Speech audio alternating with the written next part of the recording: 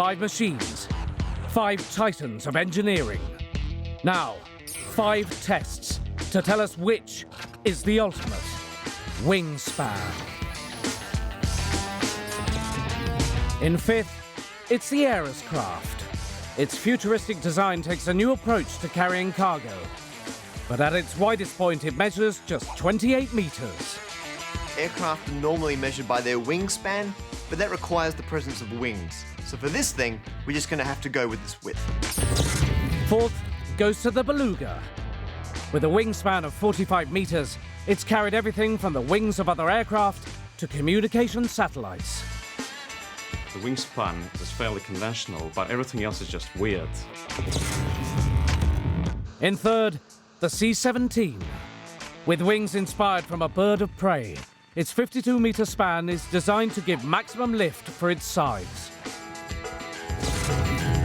2nd, with a wingspan of over 52 meters, it's the B-2 Spirit, the US Air Force's strategic bomber.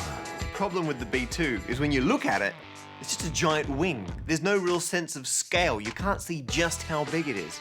It's actually 52 meters across. That's 26 London taxis parked alongside each other. But in first place, with a 97-meter wingspan, it's the Hughes H-4 Hercules, better known as the Spruce Goose. The Spruce Goose is nearly 70 years old, and yet it still holds the record for the largest wingspan.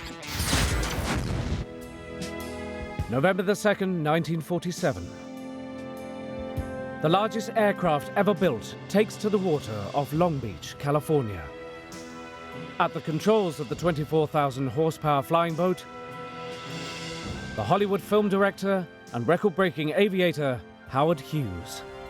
This is his attempt at creating the world's first transatlantic military transporter.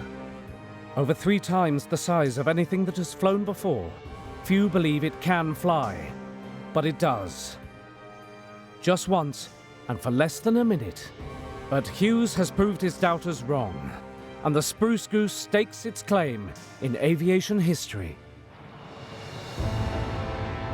Today, the Evergreen Aviation and Space Museum in Oregon is its final resting place. But the Spruce Goose's construction was just one of the many innovations that Howard Hughes pioneered. To enable a single pilot to control the aircraft's vast flying surfaces, an altogether new approach was needed. The forces on a plane this huge rule out using normal cables. So for a plane this big, it would take 200 men to actually fly it if it was using old technology. Howard Hughes's solution was an ingenious system of hydraulics, connecting the pilot's controls in the cockpit to the aircraft's vast flying surfaces, replacing cables with tubes filled with pressurized hydraulic fluid.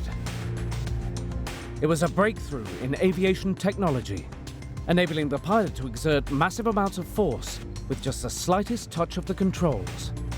And it paved the way for all larger passenger aircraft right up to the computer age. And back in the 1940s, people could not understand how a plane this big could fly. And Hughes proved that, and he opened the door to heavy payload, long endurance, jumbo jets, and cargo aircraft that we enjoy traveling on today.